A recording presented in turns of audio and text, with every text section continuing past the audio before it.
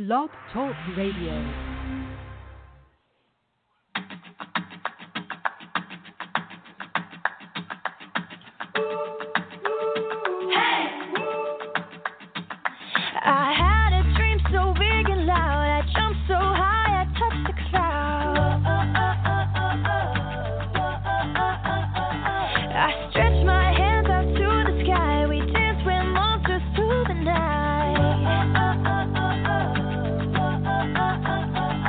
I'm never gonna look back, never gonna give it up.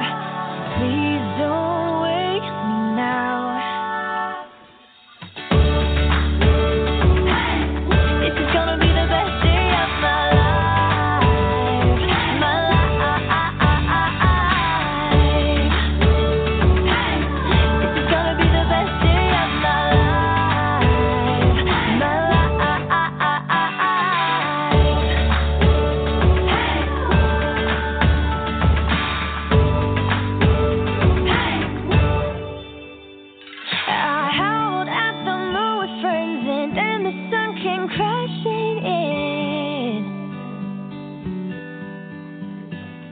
But all the possibilities, no limits, just epiphany.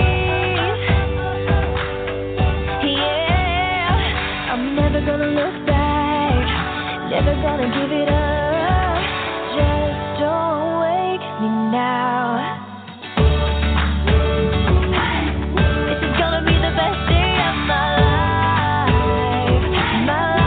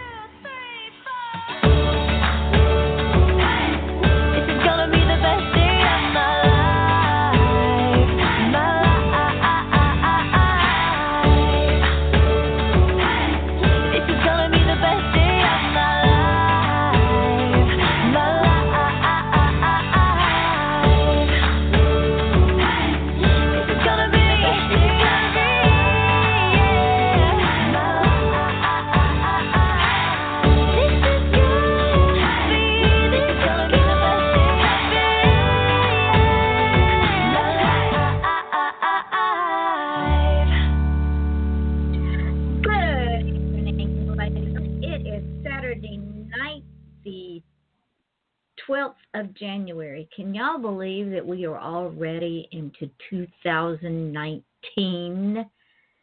This is Off the Chain. I'm your host, Yvonne Mason, and I, for one, cannot believe that. I remember thinking back when I was a teenager, and I would go, well, in 1970, I'll be this old. In 1980, I'll be this old. In 1990, I'll be this old. Well, here it is, 2019, and I'm 67. I don't know where those years went. I'll soon be attending my 50th high school reunion. I haven't been back to that place in 50 years. So grab what you got. Make the best day of your life. No matter what trials or tribulations you're going through, make today the best day of your life. And with that, I want to welcome each and every one of you to the show. This is not my show. It's your show. You all, the listener, the guest, that keep coming back and keep saying, Yvonne, I want to come back on the show. I don't know why I mistreat them so bad. Not really. They love me. So, but there's two ways, ladies and gentlemen. As you all know, we have a listening base of over 200,000 listeners in over 200 countries. Well, now we're up to 250,000. We have almost 137,000 listeners just on this show. On any given day, someone is downloading the shows, listening to the shows, passing the shows along, sharing the shows, sending me people. I have musicians musical artists, indie artists who are winning awards like Country Music Artist of the Year, Country Music Artist of the Year in magazines. I mean, it's phenomenal. I am just so proud. In fact, Cherish Lee, who has been on this show, back during Christmas, wrote the theme song for Going Home for Christmas, which was directed and produced by Blake Shelton. Cherish Lee is an independent country artist. Check her out. And with that being said, there's two ways to get on this show. One, come on as a guest, because we have lots of fun. Two, you can become a sponsor for the show, and I do not want to get rich off of anyone, so I only charge $10 for 30 days. No matter how many shows I run, it's $10. If I run 10 shows or 30 shows, it's $10 for 30 days.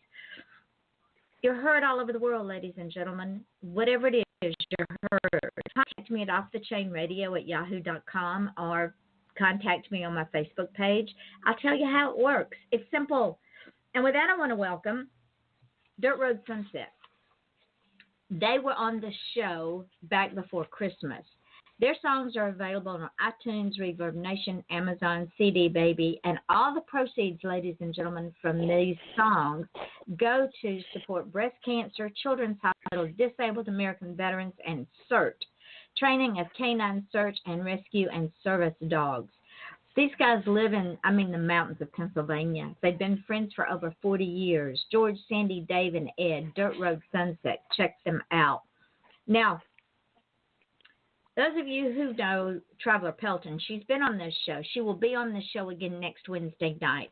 She has just released her 8th book called The Importance of Family, and it came out at the end of December. She is back with all the political intrigue, hard science fiction, and adventure that her fans have come to expect. In Book 8 of the Generations of the Oberlin Family Chronicles, Noah, Violent, Kai, Zanya, Jasmine, Scott, Gabriel, and Katrina and their families chase through the world, pitting their family resources, intellect, and espionage network against the Brotherhood, erecting protective domes all over their safe houses and laboratories as they are labeled traitors, and the military is sent to take them into custody. As the planet's plant life dies from the sickened water, the mutations spread throughout the animal kingdom. The Oberlins are made the scapegoats for all the world's problems. When Micah and Alexander are kidnapped, Noel has to call in to help from all the worldwide family to bring them home. As the family worldwide retreat to the domes, they wonder if they will hold through military bombardment. Will the Earth survive, or has the destruction of the environment and the population plummet gone too far to recover? Will only the people of the domes make it to the next millennium? This book and all of Traveler's books are available on Amazon. All you have to do is type in J. Traveler Pelton. You will be taken to her page. Have a look and download some for yourself to enjoy on all those cold, dark, and long winter evenings when you just want to stay in. Also, leave a review. We as indie authors, we love reviews. Good, bad, and different. We just love to know that people care enough to read our work and comment on it, even if they hate it. You can also visit her on her webpage, travelerpelton.com. And y'all all might also remember Diane Mote. She's been with me since almost the beginning. The 3rd book in her Sam Holden series has been released. And in Dog Bones, Sam's quest to avenge abused animals is threatened when the FBI comes after her on one side and the commissioner wants her dead on the other. Will her double life be exposed? Will she be able to protect the animals, her friends, and herself? Check out Dog Bones by Diane Mote everywhere ebooks are sold. And if you haven't started the series yet, ladies and gentlemen, start with Dog Gone by Diane Mote. And that leads me up to tonight's guest, who has been on this show before. And when she was on this show the first time, she had just released her first book. Now, this woman has gone writing crazy. Author Lark Griffing likes to bring her sense of adventures to her writing. Her first 2 novels are young adult. The last time I checked, I Was Still Here, a coming-of-age story, and The Starfish Talisman, an old-fashioned ghost story. Dog on the Doorstep is Lark's collection of short stories and flash fiction for the holiday season about hope and the love of pets. She is also a contributor to the short story anthology 12 Tales a Telling. Is that like 12 Geese a Laying? I don't know. A modern twist on a holiday. Aha! A modern day twist on the holiday classic. Teardrops and Rest Stops is the second novel. Is the first novel. I can't talk. Teardrops and Rest Stops is the second novel, and the first novel is Teardrops and Flip Flops. I don't know how that got twisted up. Teardrops and Flip Flops is the first novel. Teardrops and Rest Stops is the second novel, and it a Lark likes. I can't talk, Lark. Lark collects hobbies like people collect friends. When not writing and teaching, she is hiking, kayaking, scuba diving, camping, and enjoying life to the fullest with her family. She is married to a wonderful man. She has 2 sons, and she also shares her home with a precocious golden doodle named Maggie, who really believes that she is the queen of the house, and a tabby named Dickens. And Lark, I am so sorry my tongue got twisted, and I could not get your 2 novels out. We were talking about both of them, and just whammo, they just decided they were going to fight for front billing. I don't know what happened. Welcome to No the worries. show. No worries. It happens to me all the time. It'll happen tonight. So we just go with it, just because we can. So, that's right. Now, you work a full-time job, and as a Yep. teacher, how in the world have you been able to do all these wonderful things that you do? You scuba dive, you camp, you hike, you teach, and then the voices in your head won't shut up. How do you do that? Well, first of all, I have my husband and my boys. They're supportive and they get it. My youngest is still at home. My oldest is off and married, but they know. Like mom's got to write. My husband's like, I'll take care of stuff while you write. I write a lot in the front seat of the truck. We don't stay home. We're always on the go, and so sometimes we're traveling. I've got my laptop and I'm writing. Well, my poor husband just keeps driving, and everything else. I mean, I'm a Boy Scout leader, and I'm committed to those boys and what we do and how we can nurture them and help them become young men. But yeah, the voices in my head are there all the time. I wake up in the middle of the night and they're talking to me, but I just have to compartmentalize them and go, okay, today is this and today is this, and I try to make time for writing as much as possible. And to be honest, as a teacher, the blessed summers in between, like any professional development I'm doing, I'm writing and traveling and playing and all of that. But sadly, the teacher summers here in Florida get shorter and shorter. Yeah, same here. See, I can't figure out why this is happening, but we used to have 3 months, and that doesn't. We started this year, I think August, like 11th or something. Oh my word! Like, yeah. Now we'll get out right at Memorial Day, but still, it's But I can't complain. I love my job. I do. You must. I tell you, I would have loved to have had you for a teacher because I bet you are a fun teacher. Oh, thanks. I'll be honest, as January starts rolling around, I'm like, okay, I have 85 more days till summer. Not teaching days. It's January. So, yeah. I've got that all figured out.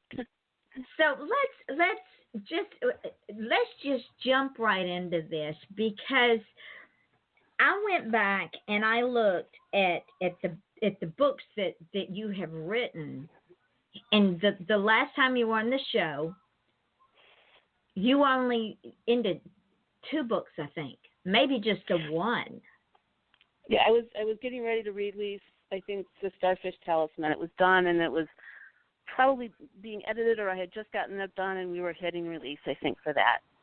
But yeah. Well, let's go back in time and let's talk about, let's bring folks up to speed about the Starfish Talisman, because that is just a good old-fashioned ghost story that young adults will love.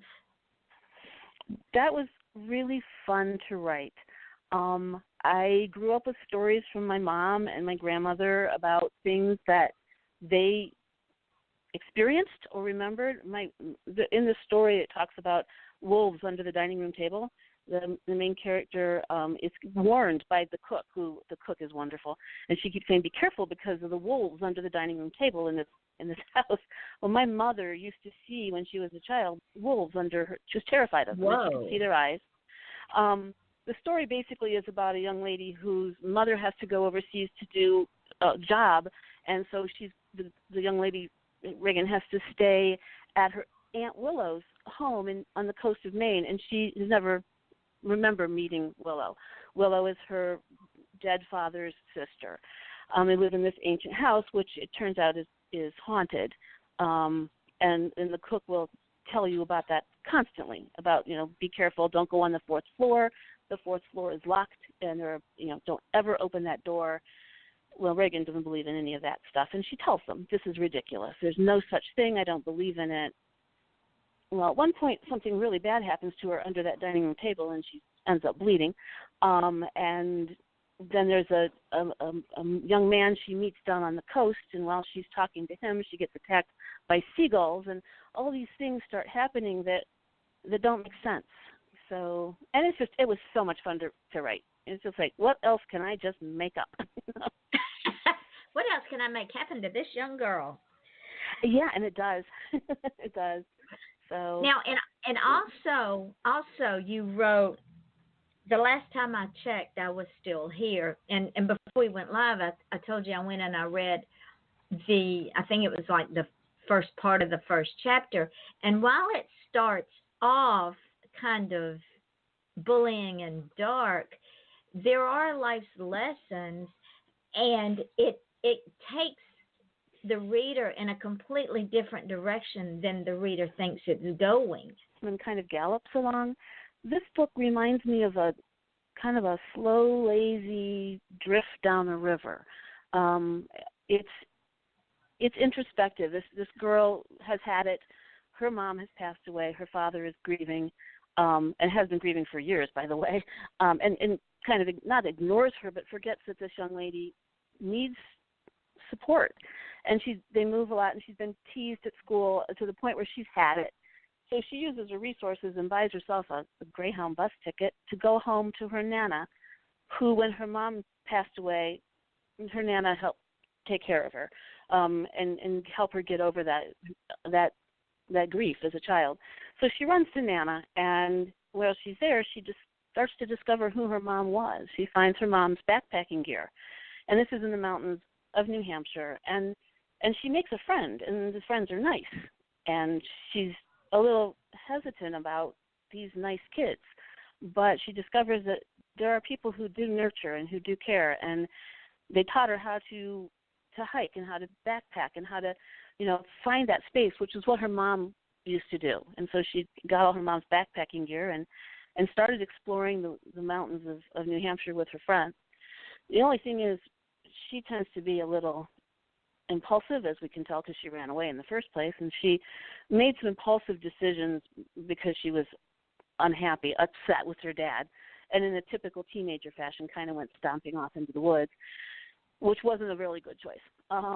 And then there's also another character in there, a young man who, as a child, not as a young man, little brother was killed, and he felt that he should have saved his little brother, and he didn't. And he's an Eagle Scout, and he feels that weight of responsibility because he's supposed to be protective. And so his demons are always there, and he tries to get rid of them by hiking, by getting out into the woods, which helps some, but you can't run away from your demons. I mean, you can't. You have to face them.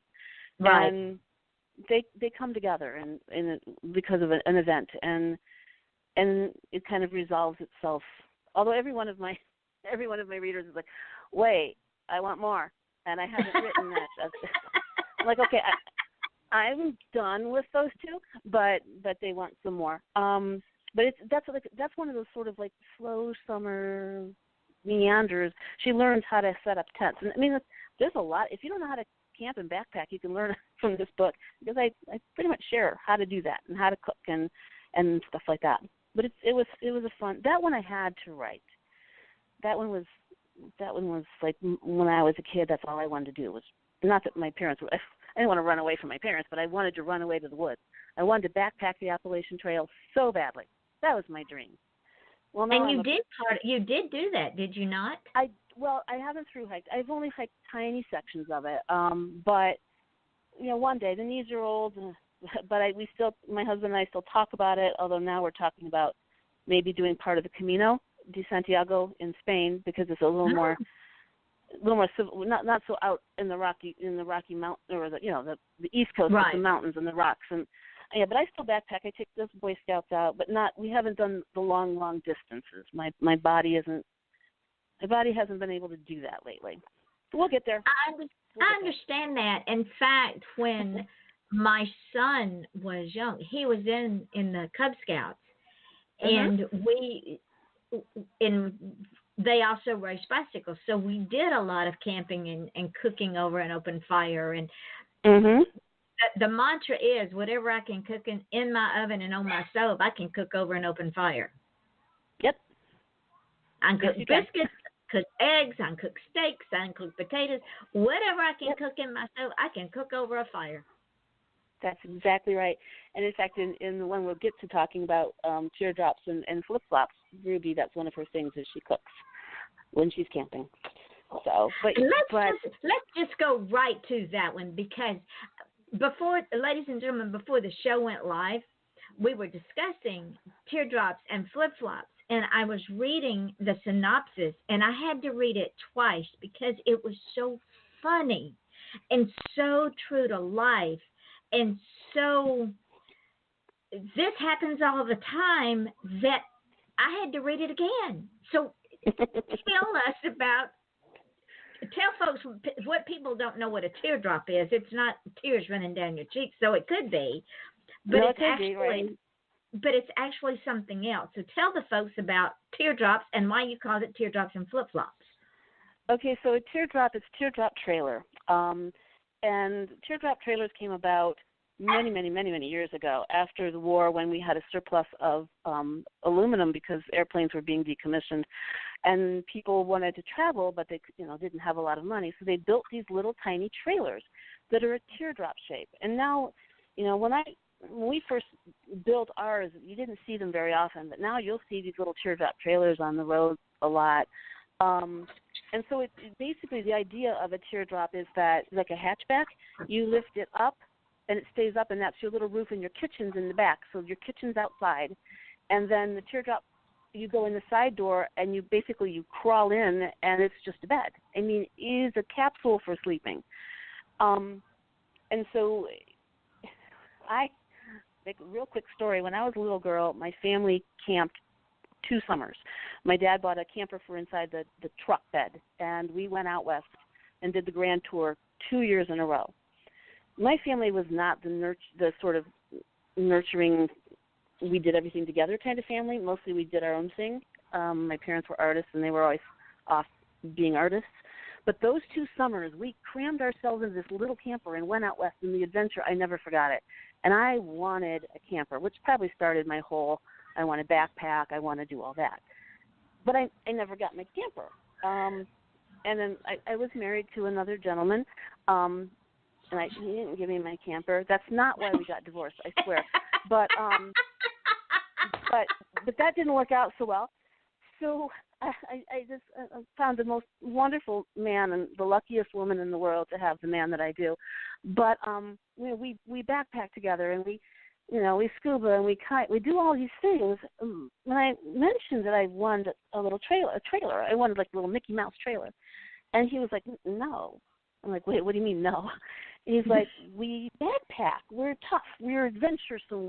We're extreme." And I'm like, "Yeah, but I know, but a trailer's cool too. We could go do this stuff with a trailer. We don't have to worry about finding a hotel when we're traveling if we're not camping." No. Well, his sister got a really big camper. It was a park model, and they parked it for the whole summer. And we went out and visited, and he looked at me, and I looked at him, and he goes, "You want this, don't you?" And I said, "No, I don't. I don't want anything that big. I want this little tiny trailer." Now, at the time, I didn't know what a teardrop was. So one night we're laying in bed, and he's looking at something, and he knows better, but he looked at me and he said, "Hey, what do you think of this?" And he showed me on his iPad this little tiny teardrop trailer. And I looked at him, and I'm like, "Well, you can't stand up in it, can't go to the bathroom in it. All you can do is sleep in it. I'll take it." So he made the mistake of saying that we could build it. And one day the poor man came home from work, and there in the driveway was the parts for a frame to start on his making me a trailer. And so we did. So that started the Teardrop. And we camped in it, and we've had years of fun in it. So out of the blue, and I always imagined myself as a young adult author. That was my thing. I teach kids. I understand kids. YA was where I was going to go. But one day, out of the blue, I started this story about Ruby and her desire for travel and adventure. But she's married to a man that she loves, and he adores her, but they don't share that adventure. And she's okay with that, and they're married for a while. This isn't a young couple. They're not old, but they've been married for some time. And something tragic happens, and Ruby's got to reevaluate what her life is, but her husband gives her the greatest gift that he could give her, and that's the freedom to be who she is. And it's not a spoiler. He passes away unexpectedly. Right. But when he does, when she goes through some papers, she discovers that he had bought her a teardrop because he knew he was ill, and he gave her these. She didn't even know it. She got the phone call to come pick up her trailer, and she's like, he did this. He loves me that much, and now she's on this journey to be who she always wanted to be. And he also told her to find love. Make sure you find love too. In a letter, he tells her this. Well, enters this dog. There's a stray dog that starts hanging around at a campsite, and she discovers that this dog's name is George, which is her husband's name. And that adventure goes on from there. There's a chance that he might be reincarnated, but we'll let the reader decide that. So that's what this is all about. And it's my first adult. It's a romantic comedy. I try to make it as amusing as I can. You're going to cry. You're going to laugh. You're going to be, you're kidding me, and you're going to learn how to cook over a fire, basically. And that's the adventure. And then Teardrops and Rest Stops, which just went live today, and we're having the release party next Saturday. But it's the continuation from the first one of the continued adventures of Ruby and this dog. And this dog is very, he decides whether a gentleman is acceptable to see Ruby or not. And he does it in a very terrier-like way. If you can imagine what dogs might do if they show their distaste of you. And he does. So. And I love him and I want him. We talked about that before the show, ladies and gentlemen. She has little Maggie, who is the queen of the castle. But Maggie doesn't. She thinks she's too good to go hiking and camping and all that, backpacking. So now Lark is wanting a dog that will do all those things because she's had male dogs if that's what they did. They reveled in it, apparently. They just loved it. And now she's got Maggie, who just absolutely says, no, I'm not getting off of my throne for you. Yeah, we took her on the first camping trip we took her on, just car camping. She was like, at first, like, this is fun, we're going to be outside. And then when it came time to go for a hike, she didn't. She laid down. And luckily, we had a harness on her, so we didn't hurt her, but we took her for a drag. I mean, she literally snow-plowed leaves down the trail until she finally decided that she had to get up and walk. So then she spent the night, and she was just devastated by it. So then we took her backpacking, and she growled all night. There was bear scat in the area, which freaked her out. And we were in the tent. We had a small backpacking tent, and in there, like, we had a 3-man tent. And if you know backpacking, those are, most people would think they're too small for one. So It was, at night we laid down. It was myself, our youngest son, and my husband, all 3 in a row, and then Maggie was at our feet laying, a long ways. When I woke up in the morning, it was me, Maggie, my husband, and my poor son was at the bottom of the tent laying long ways where that dog was supposed to be. And she never slept. She was just a mess. So she pretty much doesn't come with us so much anymore. All my other dogs, my Malamute, my Collie, God's best dog ever created, and my Labrador Retriever, they carried backpacks with my camera gear in it, but not Maggie. She's not interested. She just wants to stay home on her throne and be waited on. Exactly. And please pet me. And if you want to read the adventure of Maggie, the book, I did a release of short stories at Thanksgiving called Dog on the Doorstep. And the first couple stories they're about dogs, and they're about dogs, the relationship between people and dogs and the miracle of dogs. But then it segues also then into the story of how Maggie came to be, how we got her, and it was a very special way we got this dog. And then the subsequent learning that Maggie is a prima donna. So there's a whole bunch of short stories about this special girl.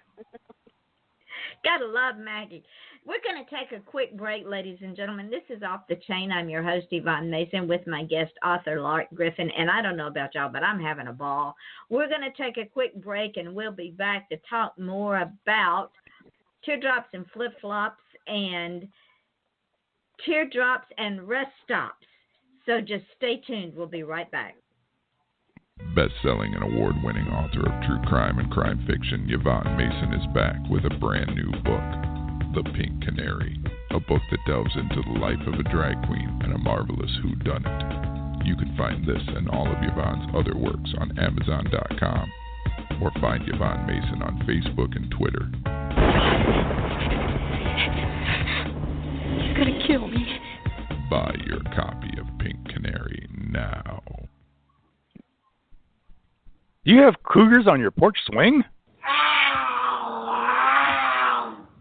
Are horses your new best friend? Do your nicest shoes get buried knee-deep in snow as your toes turn blue? Are you bothered by wolves at your woodpile? No, not that kind of wolf. Join wildlife artist and author Nancy Quinn and her family as they discover an exciting new life in Go West, Young Woman, a true Montana adventure. Available online and in bookstores.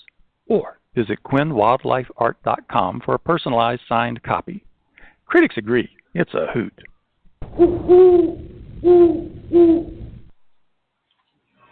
Germany, 1938. Charlotte, a young girl of 15, wanders into Georg's cobbler's shop to have her shoes repaired. Georg, enamored by Charlotte's charm and grace, decides then and there that he's going to marry her. But they must keep their love a secret from family, friends, and, most importantly, the Nazis. Follow along as Georg's pursuit of the young Charlotte results in the couple traveling a heart-stopping, winding route to stay one step ahead of the Gestapo in their escape from Nazi Germany, with a surprising twist along the way. If you like history and romance, don't miss Good Things Always Happen in Springtime by Joanne Fisher, available at www.joannesbooks.com. Juliana is a middle-aged housewife in Toronto with a career, a husband that has little interest in her well-being, and 3 children. In the evenings, she gets on her computer and chats with people around the world. When she gets involved with Aaron and Bobby, her life becomes a pinball, bouncing around her husband, her job, her children, and her 2 online friends. She's bewitched by the romantic poetry of Aaron, but the honesty and kindness of Bobby bring her all the way to California. Watch for the ironic twist of fate that takes her in a direction she never expected.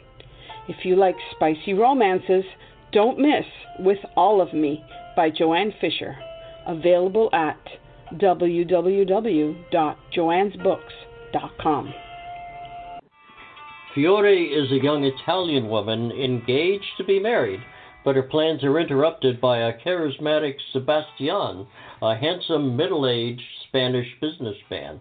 Her beauty strikes him like a thunderbolt sent by the goddess Venus herself. When she's given a peculiar gift, a Spanish doll, she's thrown into a whirlwind of entangled passion, money, secrets, and love. Their romance sparks in a charming little Italian town located on the southern part of Lake Garda in northern Italy and takes them around the globe. What happens when her life is suddenly shattered by a lifelong secret? Her Spanish doll will bring you to a caliente Spain and a romantic Italy, adding some spice along the way. Available at www.joannesbooks.com. And we are back. This is Off the Chain. I'm your host, Yvonne Mason, with my guest, author Lark Griffin. And we're talking about all kinds of things. As you all know, this show, it takes on its own life form because we don't do a scripted show, and I never know where it's going to wind up. Before we went on break, we were talking about Teardrops and Rest Stops and Teardrops and Flip-Flops. Is there going to be a third in Ruby's Adventures?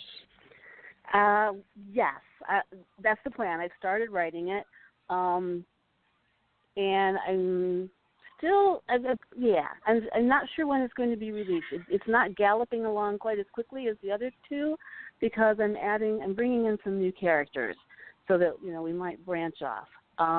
This whole series is called a Gone to the Dogs Camper Romance series, and so there's a chance that these new characters might launch into something else too. But I will say that my husband and my youngest son and I went to New Orleans after Christmas this year. Never been, not someplace that we had ever thought we'd go, because it's not kind of our thing. But it was interesting. We had fun, and I think the next story they're going to end up there for a brief bit because there's some fun things that could happen.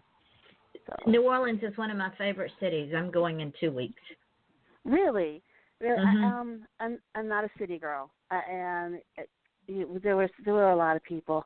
There are a lot of people, and it's a city that never sleeps. No, it doesn't. The architecture was just beautiful, and the food. And I love cooking. I'm a foodie, and that I love feeding people, and I love cooking, but I'm kind of finicky. But boy, it was good, and we were lucky. We drove down to Bayou Country, and the crawfish had started coming in, so we were able to do a crawfish boil. Yeah. Did you eat some etouffee? My son ordered it, so I ate some of his, and it was very good. Yeah, it's extremely good. And in fact, that's on the menu for this next week. I'm going to try to make it myself, and beignets are heavenly, and that's also on. That might be the plan for tomorrow. Because I love and the coffee, the rich chicory coffee, the Louisiana coffee, will just ruin you for any other coffee. And that is a problem because we bought some of Café Du Monde's coffee and brought it home, and then I just had to order some more because it's so good. Mm-hmm. It's just so smooth, and it did kind of ruin it. So I guess you'll be going back to New Orleans in the Big Easy sometime in the near future for research. Maybe. I did quite a bit while I was there because I knew that might want to head into this realm. But like I said, I will be honest with you because I'm much more comfortable in a campfire with a few friends in the wilderness, than I am walking down Bourbon Street the weekend that the New Year's Eve is going to happen and the Sugar Bowl is going to happen, and but it was fun. It was fun. But see, you were among friends because the Sugar Bowl involved the University of Georgia. I'm from Georgia, and you don't find nicer folks than those Georgia fans. I'm going to tell you, they are a lot of fun. Well, everybody's having a good time. Oh, I got to see a bride dancing down the street with the band behind her, and the music. Oh, the music was really neat, different than I expected. But there was a young man leaning against a building, sitting on the sidewalk, playing some Simon and Garfunkel, and he was wonderful.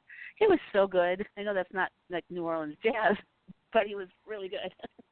Well, because that's what the street musicians are better than sometimes the musicians that are in the clubs because that's how they make their money. Yeah. That's one thing I did see. Yep, that was fun, and the just the sheer joy of people, and it wasn't Mardi Gras, so it wasn't totally losing your inhibitions. Although I will say, much to my 17-year-old son's horror for a minute, was standing out, and there was a gentleman on the balcony holding beads up. And I looked at my son. He goes, "Mom, don't you dare." And I walked over because I had been watching. And the gentleman was tossing beads to those of us who are past that time that we should be flashing the world. And he would just give us beads regardless. So I walked under and I smiled at him. And he threw me my beads without having me, I didn't have to do anything to gain them, much to my young teenage boy's delight. Mom, well, don't do it. If you think New Orleans is interesting, you should go make a journey down to Key West. I love Key West. I have been to Key West several times. I took the Boy Scouts there. We were taking the boys to Sea Base and they were going on a sailing adventure. But we were there a day early, and I'm like, you boys have to A, Cuban sandwich, B, have conch fritters, C, see the Sunset Festival, D, see the fort and the iguana. So we are going to Key West, and so we took them, and they had a blast. I love that city. I love that city more. I'm more comfortable there. I guess because I've been in the Keys a bunch, and I dove it, and so it's more comfortable for me. I've camped there, and I feel more at home there than I did in New Orleans. And I guess it's just because New Orleans is a big city. Key West is just fun. But and New Orleans is full of mystery and history and things that people don't speak about. There's a feeling there that there's mystery and something. It's in the air. Oh yeah, it's thick with it. And you're dealing. Go ahead with what? No, please, you go, please. Well, I was going to say, you've got a dynamic of generations of Spanish and French, Indian, and English that all intermarried and interbred. So you have all of those, and the slaves from Africa and the Caribbean, and they all blended in this melting pot and created a culture that is absolutely amazing. And completely different than what you're used to. And so, it's kind of culture shock, and it's that learning. Had I been able to spend more time there, and I think it rained a lot, so we were kind of not out as much as we wanted to, I think I would have been able to immerse myself and watch it more, but it was just so quick. And I will be honest too, we drove in and we were talking to our son about, when the hurricane came through and what the devastation there. And I was like looking like, I think this is still remains. I mean, look, it's here, and look what this has happened, and look at the lives. And my son, of course, was very small when that happened, and he doesn't remember. So we were showing him pictures of this is what these people had to deal with, and this is, and then of course the homeless, and it was it broke my heart. It broke my heart. Although I will say this, it was a really good life lesson for my young son, because he was seeing things that he doesn't normally see, and he's like, Mom, sometimes just making the wrong choices can really make it really be detrimental. I'm like, yes, you're making those choices, but remember, you are in charge of your destiny. So making a wrong choice doesn't mean that you can't change your course. Now, exactly. There's also mental illness that people are dealing with, and addiction, and I understand that. But for him to say, let's make sure we make the right choices. Don't go down a path that you can't walk back up easily. And so that was good for him. And the Ninth Ward is never recovered. And I think that's when we were driving in. I don't know if that's what we saw, but there was an area that I'm like, this never got fixed, and I knew that was the Ninth Ward. I'm not that naive. Yeah, I'm not naive. I knew that. Gotcha. I don't know. It was heartbreaking. We have a caller that called in to talk with us. Hello, caller. How are you? Oh, I'm great. How are you? I'm fine. Did you have a question for Lark? I did, yeah. Okay. I was just worried. This Jewish. Well, we lost. I'm sorry. We lost him. His call dropped. Maybe he'll call back in. I don't know what happened. But that city is so drenched in history. You do know that Jean Lafitte, who was a pirate, who sailed in and out of New Orleans with his bounty, was the reason that the Battle of New Orleans was won by Andrew Jackson. Oh, yes. I had read something, but I didn't get enough of it. I didn't know that. Yes. I knew he was there. I knew the pirate was there and that he was, involved. Well, what happened is Andrew Jackson was losing the war on that end, and unbeknownst to them, the war had already been declared over, and he enlisted Jean Lafitte to help him with the caveat that Lafitte and all of his men would be absolved of any of their crimes. And because Lafitte knew the bayous and the swamps, that's how they won. Our caller is back, so let's see what he has to say. Hello, caller. We lost you. Can I get show? Hello, caller. Yes, you have a question for Lark. Yes, I do. Okay. All right. So there's this homeless guy, and he's asking me for food, but I can't give him the peanut butter because that's for my dog. What am I supposed to do? I don't know. Neither do I. Do I give him the Could jelly? you share it? Okay. I don't know about sharing. Yeah, I think sharing might be the answer, and then you could move on with your dog. Okay. Thank you, caller. Thank you. You're welcome. Okay. That was interesting. That was interesting. We get those from time to time. Welcome to teaching. Yeah. So, but anyway, there is, if you ever go back to New Orleans, there is a bar called Jean Lafitte Blacksmith Bar, and it was it's his blacksmith shop, and it is supposedly haunted. That's what we wanted to see, a lot of that. With a 17-year-old, of course, we couldn't go into the bars and see, some of the places that we wanted to see, but we sort of got hold of some literature and we're snooping around some of the haunted places. We went for a walk at night and we're looking up at some of the buildings that were supposedly haunted.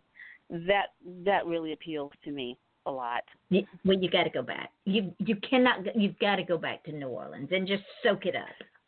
We probably will. We went to some plantations, and that was interesting and historical and fun. We probably will. My poor husband, the poor driver, when he said he wanted to find crawfish, and I said, well, let's drive through the bayous area, and we went through some small towns that looked like they had seen prosperity at one point, but were slowly dying. But the homes were gorgeous, and the live oaks were beautiful. We finally found the crawfish. He didn't realize we were only an hour from Texas. He's like, we should have just driven to Texas. Well, I sort of tried to tell him, but I didn't want him to realize I'd taken him that far west before we started back to Cleveland. He's like, I could have been in Texas. So we'll go back. That's too funny. Our dream is, we keep talking. We went to the RV show today. It was so much fun. We talk about when we retire that we want to travel, maybe, and just live for a while in our camper and travel and see places where we don't have to rush, because he's got to work. He doesn't get much time off, and I don't get much time off during this, those times other than the summer, and so that's when we'll be able to do some of those things. But yeah, we'll probably go back. I was being a protective mama bear with my 17-year-old too. I have to admit it. Well, it can get pretty rowdy. I'm glad you didn't go during Mardi Gras, because as rowdy as Key West gets with the Fantasy Fest and some of the other parades they have down there, Mardi Gras can get pretty risque. I know when I was a senior in high school, and I was in the band, we marched in one of the Mardi Gras parades, and they were very, very, our chaperones were very protective of us. Of course, that was 50 years ago, and it was not as bad as it is now, but it gets pretty raunchy. I got that impression. Yeah, I have friends who went during Mardi Gras, and I don't think I think I might be standing in a doorway, like sucking my thumb at that point. Take me out to the woods. Yeah, it gets really, really crowded because it's a big money maker, and it's the floats alone are so impressive. And you've got parades going on 24/7 in different areas of the quarter at different times, and then you've got the main parade coming down Bourbon Street, and it's amazing. It's well worth it just to go just for the ambiance and just to get Ruby into Teardrops and Mardi Gras or something. What a good idea! Yeah, we'll have to think about going back. There's so many other places I want to see. We were actually debating between New Orleans and Savannah, because that's another good city. And that's what I understand. The way this all worked out is my husband had some time off, which is rare, and because our break didn't start till Christmas, we had 2 weeks after Christmas that we wanted to run away, basically. And so we did, and we were trying to figure out where to go. And I'm like, let's go camping. And my husband's like, I've been working outside. He's a project manager, supervisor for construction. He builds buildings. And they've been building one from the ground up, so he's been slogging in mud for months. He's like, I don't want to camp outside. Can we be normal? He says, can we be normal and stay like in a hotel and do normal stuff? And I'm like, I guess. Where do you want to go? And so we looked at where we took that sort of string. How far can we go from Cleveland and not drive more than 2 days? And it was Savannah or New Orleans. He goes, let's just do New Orleans. That would be fun. He's much more adventuresome than I am as far as cities go. And so that's where we ended up. Savannah really appealed to me, but he wanted to go to the old Absinthe house. I mean, that was his dream. So we made it there. And that's probably one of the things that got us to New Orleans was the fact that he wanted to go sit in the old Absinthe house and have absinthe. There you go, which is apparently good stuff. Now, when you go to Savannah is another one of those cities that is steeped in history and mystery and ambiance, different cultures. And while it is deep south, it has its own culture about it. So how is it different? Because it's on the coast in the state of Georgia. I'm from Georgia, and in the state of Georgia, each demographic has its own lingo, its own Southern drawl, its own way of saying things, its own culture. Well, Savannah, because Savannah was a shipping port, it got not only the Southerners, it got a lot of other people that were in and out of the port. It's still truly Southern. It's just a different type of Southern. Gotcha. So you have a whole lot of different groups intermingling again, like New Orleans, different culture, but the same idea. Gotcha. Yes. It sounds interesting and beautiful. Oh, and you have to go because you've got plantations. Do you remember the book, the Midnight in the Garden of Good and Evil? Yes. Okay. That picture of the little girl holding the water bowls on either side with the birds, the statue, remember her? Mm-hmm. She was in the main cemetery in downtown Savannah. They had to move her after the book came out and after the movie came out because people were going into that cemetery and trying to steal her. You're kidding. No. Jeez. Because she was so famous. Right. And the drag queen that's in that book is a real drag queen, and she has her own restaurant in Savannah. Yeah? That would be interesting. So you have to go now. Be fun. Oh, yeah, I do have to go. See, you could do Teardrops and Savannah Adventures or something. I don't know. So one of the cities that, and it's not really as much of a city like that I have enjoyed and have gone back several times because of the history and because of of just that feel is Salem. I love Salem. I love down by the wharf. You've never been to Salem? No, that's on my bucket list. Yeah, you have to. That when you stand in the cemetery, where they have the dedicated stones and stuff to the people who were, persecuted as witches. The feel, you can't describe the feeling in your heart. It's just crazy. And we took a candlelight ghost tour at night through Salem. That was spooky. It was fun.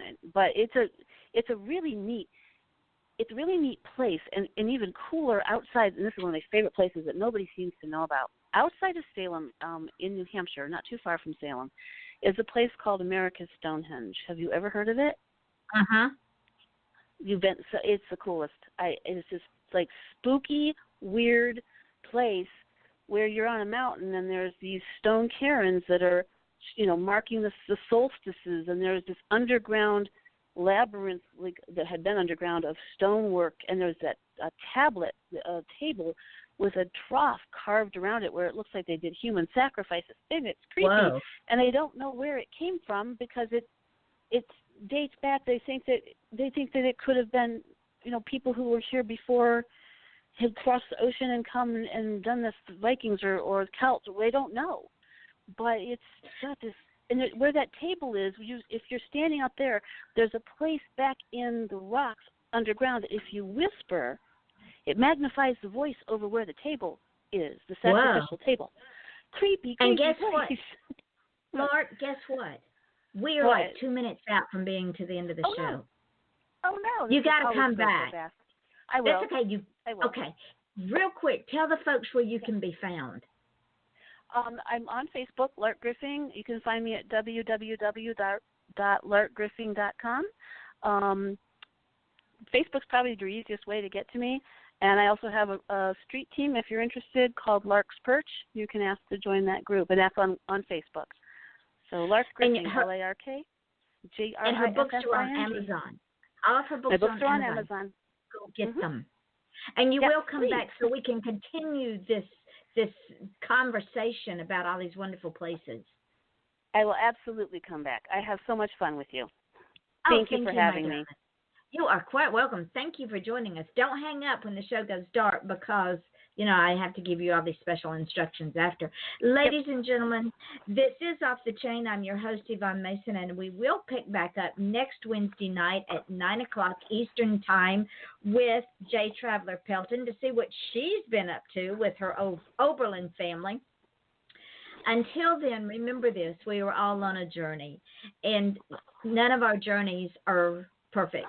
Some of us have very difficult journeys. So when you're out and about, smile at the salesperson. Be kind to people in front of you in line. People that are driving in front of you, don't blow your horn out.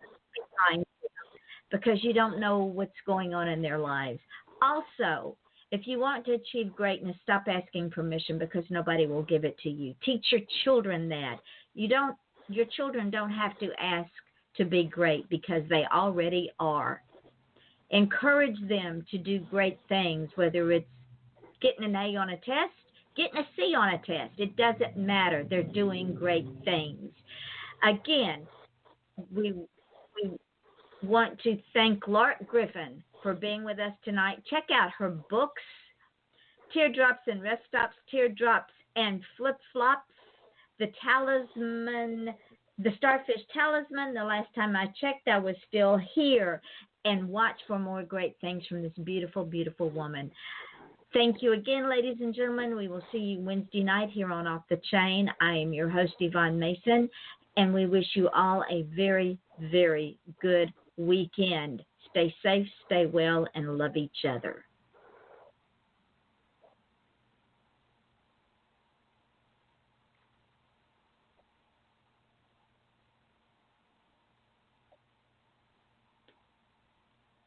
We're off the air, but of course, everything I say now will show up in the archive part of the show, so people that listen to the archives will hear all this. But I wanted to tell you that when we get off and the show archives, I'll put the link up on my Facebook page, and I'm going to tag you in it, and then you just put it all over everywhere. Put it on your put it in your group, all over your network, on your website. And then when I put it up on the other podcast, I'll send the link to you as well, and you can have those to share too. Thank you. Thank you very much. The hour just flew by. It flew by. It did. I always get keyed up before, and I'm like, what am I going to talk about? It's going to take so long. And then it's like, it's over. You're so good at leading us through. You're so good at interviewing and getting the ball rolling. I appreciate it. Well, I have to tell you a quick story.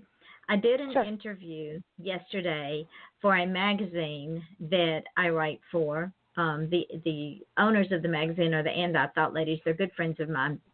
And they wanted me to interview this beautiful woman. Her name's Ruby Singleton Blakeney. She's out of Maryland. So I said, well, I talked to Ruby, and I said, I will call you at, I think, 4 o'clock. I had to call her at 4 o'clock Friday afternoon, and I called her, and we talked for almost 2 hours.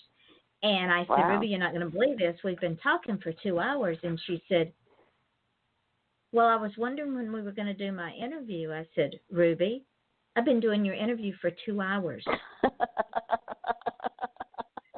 She said, what? I said, I have made notes.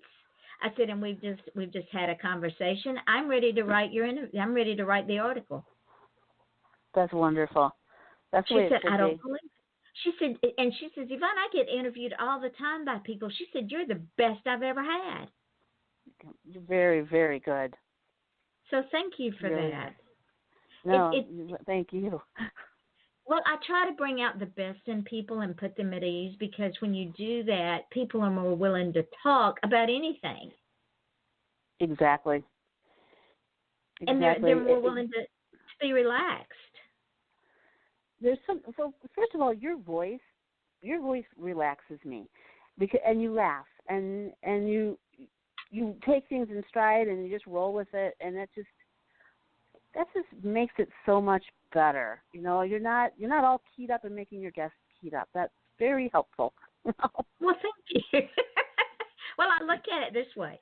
I've been on enough talk shows, been on enough television, done enough radio interviews, done enough public speaking, done enough live radio that anything can happen, and you got to roll with it. There's no point getting upset. You don't get upset about it. You just go with it.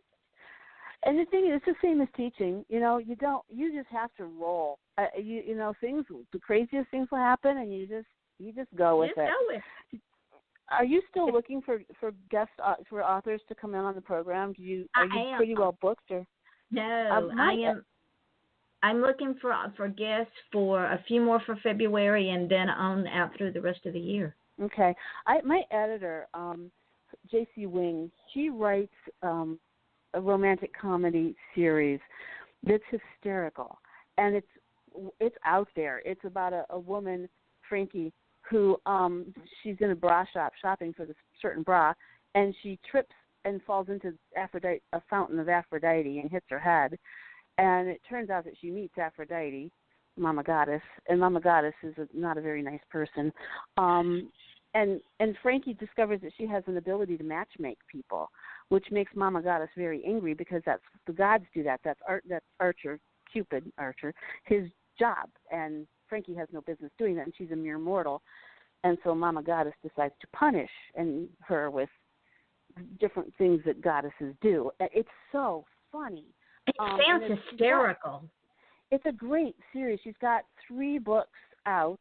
She just released the last one, and she's working on the 4th in the series. So I don't know how comfortable she would be on the radio show, but I just keep thinking that she would be so much fun. And she's an editor, and so she, she does a lot with the writing and with other authors, and she's got more than that. She's got other books out, but this series in particular, I think it would be fun for you to talk to her. If you're interested, I can. Of course, and this is what we can do, because I can. If you think she would, see how I just threw that in there. I like that.